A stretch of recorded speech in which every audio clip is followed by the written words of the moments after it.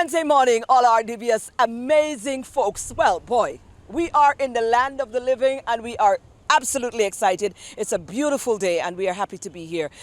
We've got three features. It's Wednesday, yeah, definitely. So we got a little extra something for you this morning. But first we need to see what's part of the headlines. Let's see that.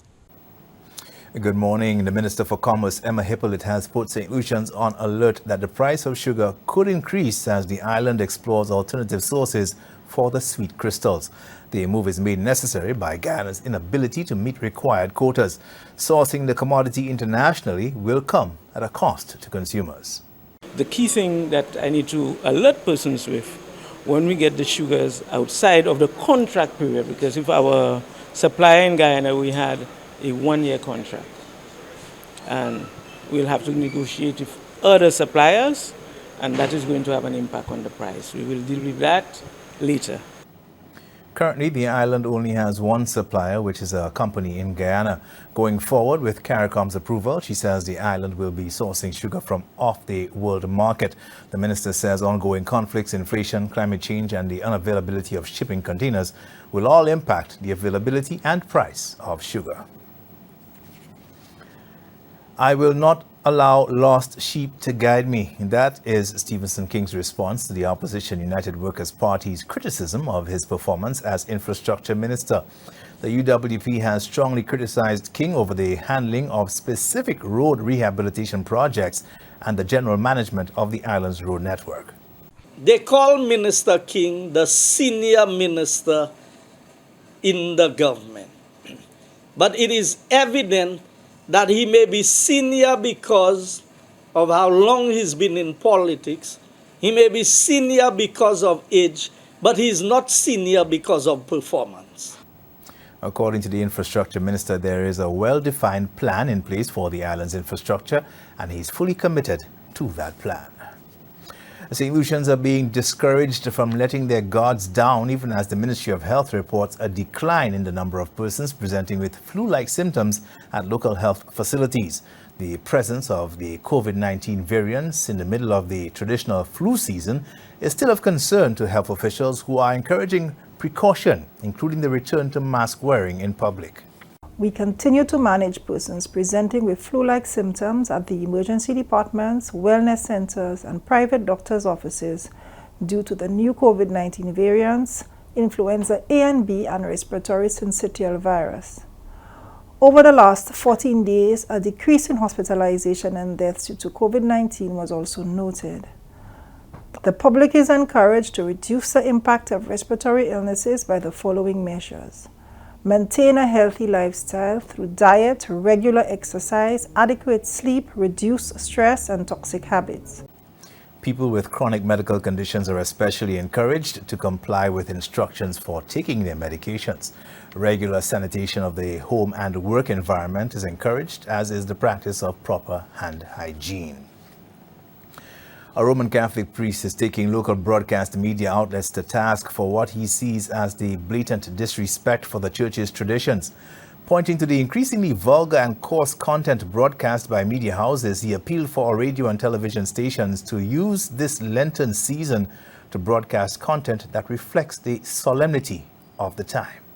Lent for us Catholics is sacred, and as a country, we have lost it. We have lost it, and I blame and I say it with no reservations and no apologies. A lot of our media houses have contributed to what we're experiencing today. When I was growing up, Loteton Kawem, even music as radio ateka tone down. One media personality, while acknowledging the views of Father Albert, says media outlets are businesses with obligations and responsibilities to their audiences and advertisers. She argues that Christians must take personal responsibility as well, and that those who are offended by the media content can choose to simply tune out as part of their Lenten sacrifice. These are your top stories. Thanks for watching. Good morning. Well, thank you very much, Kendall. We take a break now and we'll be right back.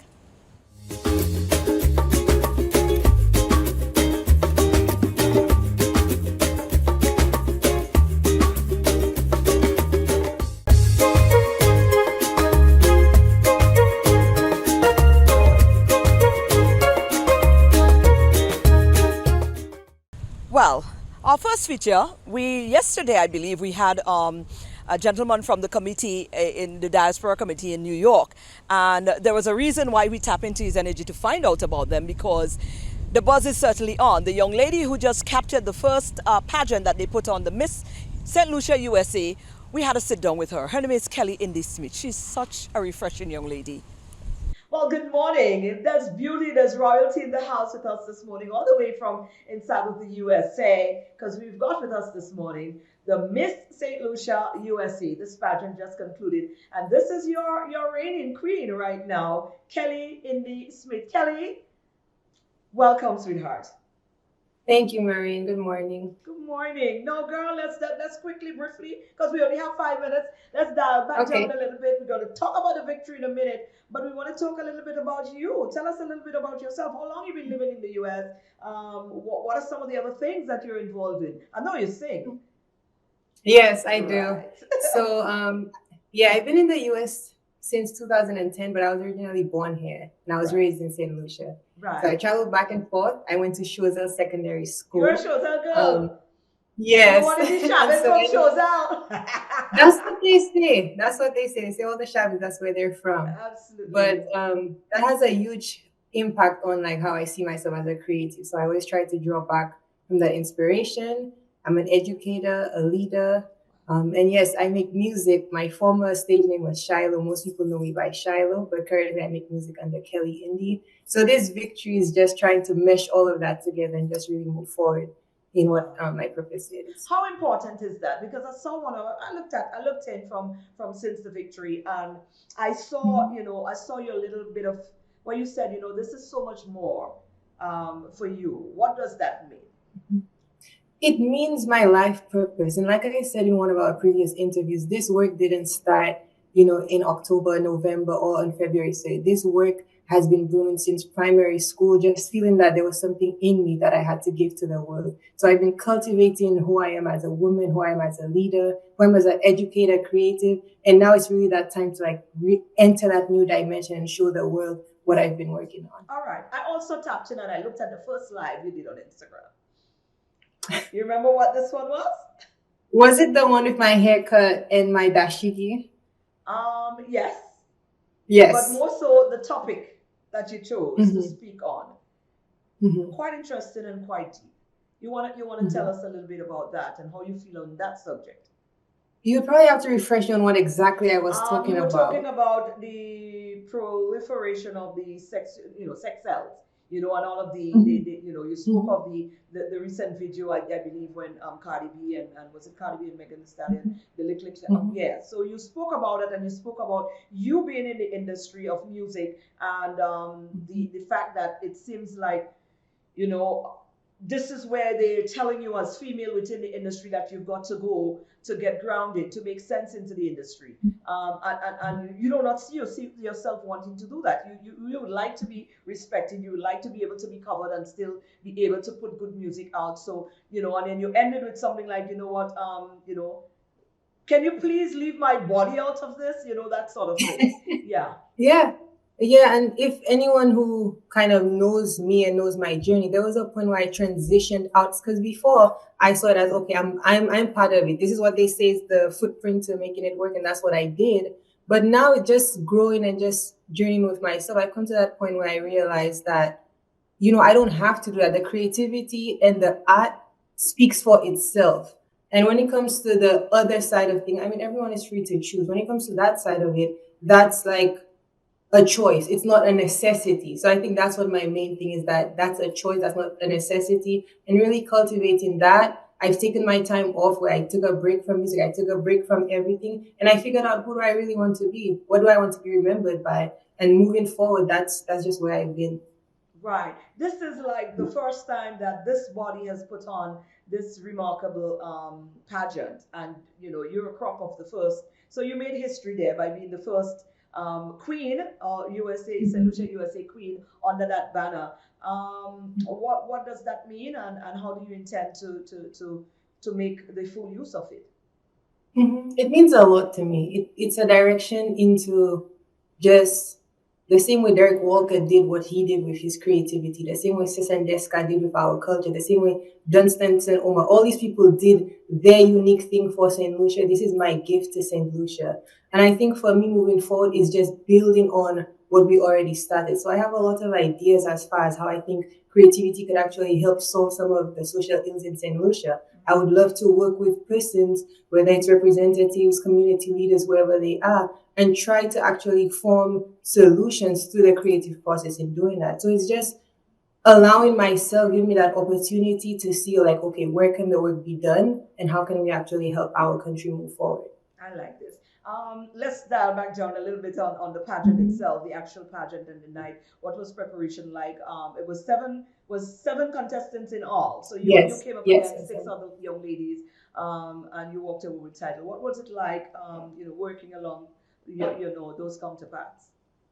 It was good. Everyone was a winner coming in because everyone had their own thing. I'm sure you've heard that, but everyone had their own platform. Everyone had their own journey that they wanted to spearhead. And it was just really nice meeting with everyone and learning about them. And even while I was on stage, I always have to say that about Chanel, which was the contestant next to me, Miss Soufre. While I was on stage, I don't know if you could see, but she's actually encouraging me while I'm on stage, saying, yes, Kelly, you go, Kelly. And that just shows the camaraderie that we had between us, because we really realized that this was a moment for St. Lucia.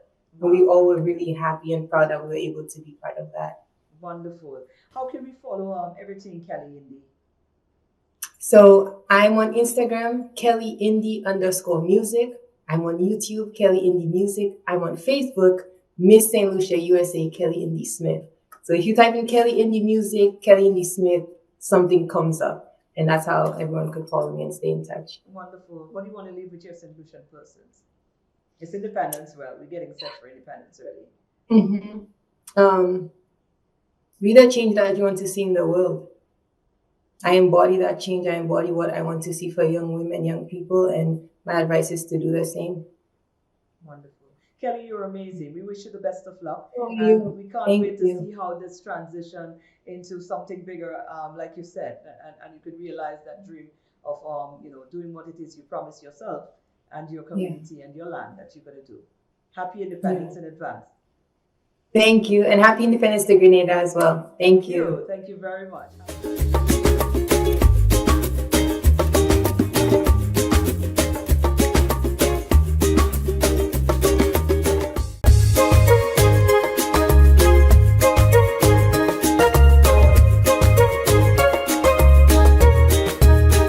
Well, I'm looking at the sea and I'm feeling, in our next feature, it fits right into the atmosphere right now because we met up with Bradley. Bradley is actually into pet fishing, these kind of things. He cares for them, he loves them, he now sells them and guides you as to how to take care of them. Here's Bradley. What's this one, Bradley? So these are catfish. They're called bristlenose catfish.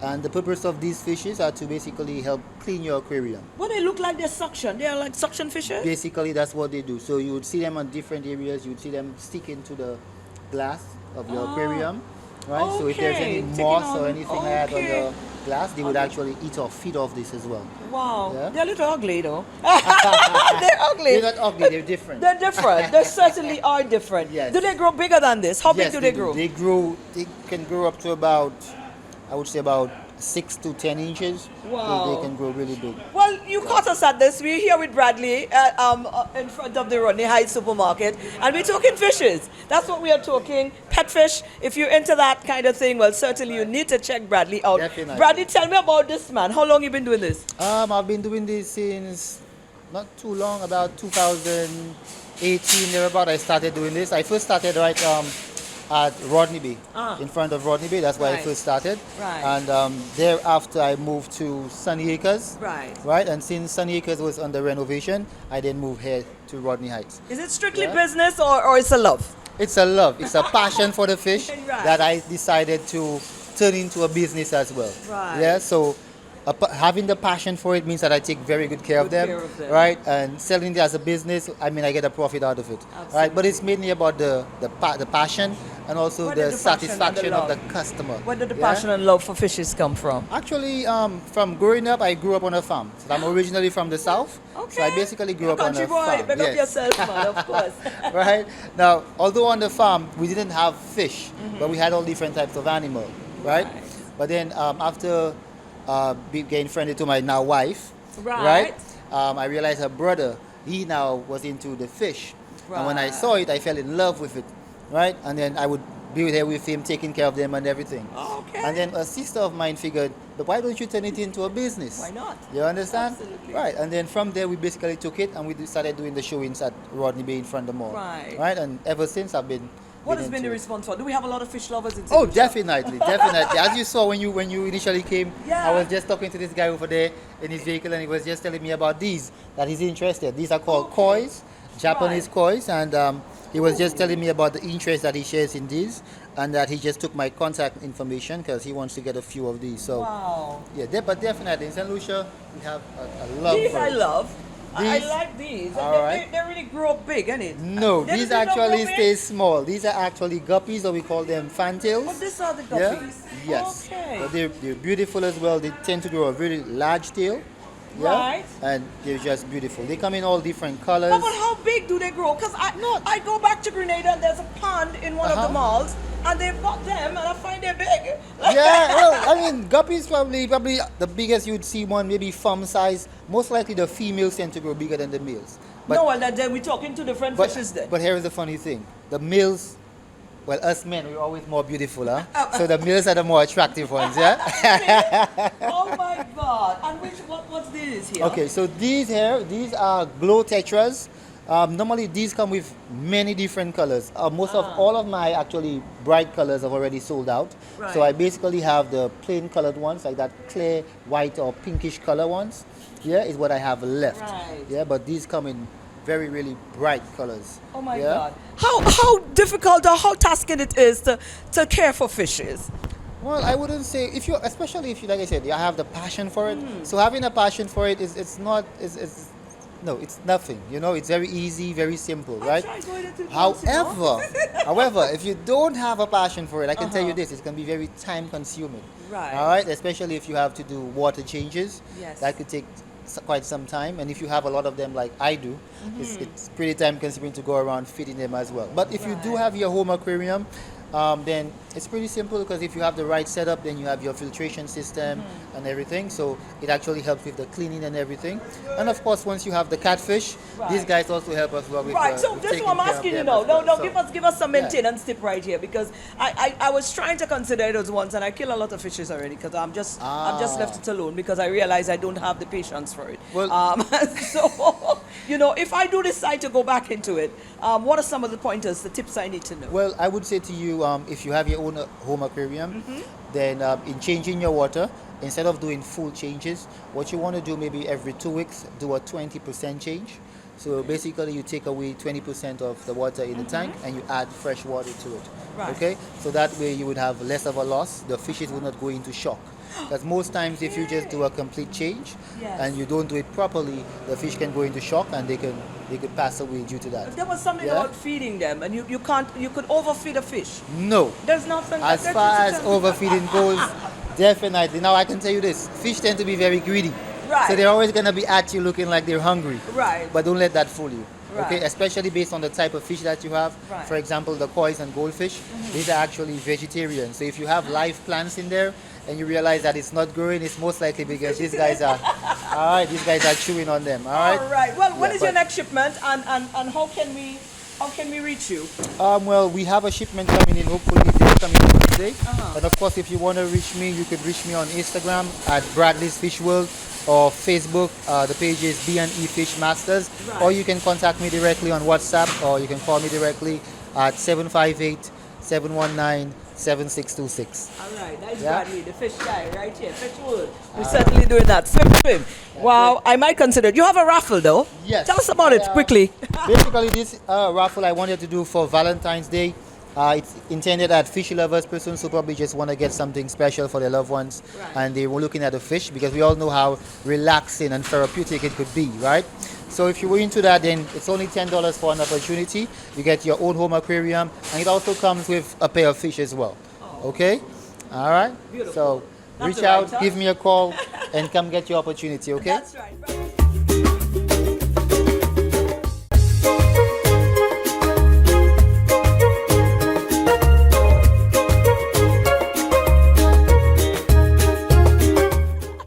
I just love it here.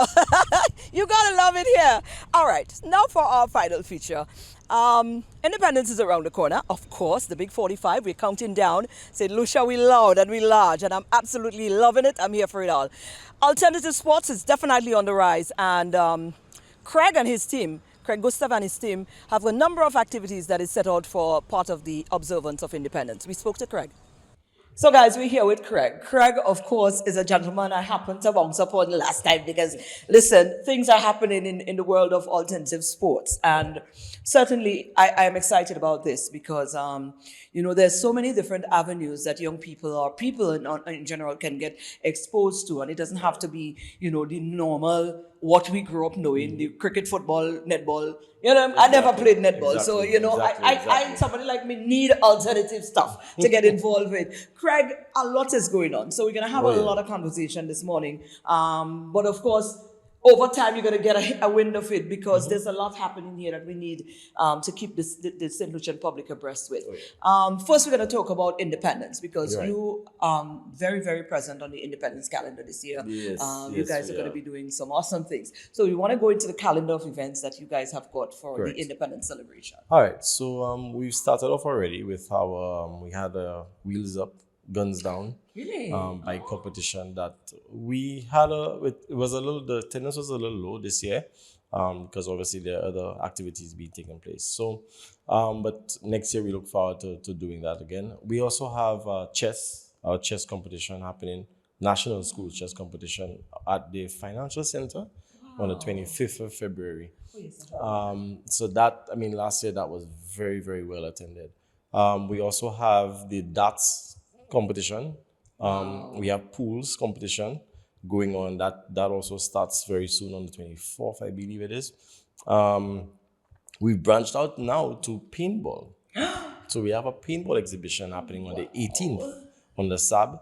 That starts on 10 a.m. You need to register. There's a link online. You can go to our Facebook page. There's a link. It's $25 per person, 5 persons per team. All right. And then you get to have it out a day. So we also now moved on to sport shooting, which is a new avenue for us. Sign me up. It's a new avenue. It's a little ticklish because the violence and everything is going on. So we've been very, very careful as to how we've gone on with it.